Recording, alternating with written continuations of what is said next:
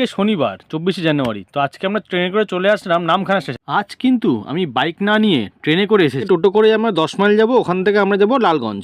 রিসর্টে পৌঁছাতেই আর রুমের দিকে এগোতেই দেখি কিরণ দাঁড়িয়ে শিফট করে মতো ওকে সরিয়ে আমি ঢুকলাম রুমের ভেতরে। বাহ, রুমটা খুব সুন্দর আর সঙ্গে আমাদের একটা বাথরুম আছে। এর সব থেকে ছোট মেম্বার রনি, একে আমি ভীম বলি। হোমস্টে থেকে বেরিয়ে দেখি ম্যানগ্রোভের জঙ্গল। বাহ, কি সুন্দর ম্যানগ্রোভের জঙ্গলটা। আর ম্যানগ্রোভের জঙ্গলের ফাঁক দিয়ে দেখা যাচ্ছে বঙ্গোসাগর। সমুদ্র দেখার পর আমার বোটিং করতে খুব ইচ্ছা করলো, তো উঠে পড়লাম বোটে।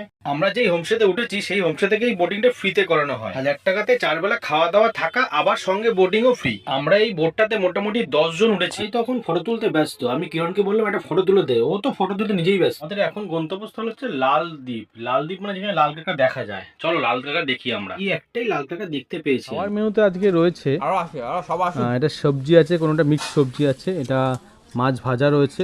মাছ ভাজাটা আমার থেকে খেয়ে নিতে পারবো করে। কেন খাচ্ছি মাছ ভাজা আমার থেকে? আচ্ছা, এটা রয়েছে আলু পোস্ত, এটা আর দিকে স্যালাড রয়েছে, লেবু রয়েছে, আর সঙ্গে মাছ ডাল সবই রয়েছে। তো সন্ধ্যাবেলা আমাদের বারবিকিউ অর্ডার করা ছিল, তার জন্য বারবিকিউ তৈরি করা হচ্ছে। আর সঙ্গে আমরা নিয়েছিলাম আমুদি মাছ ফ্রাই।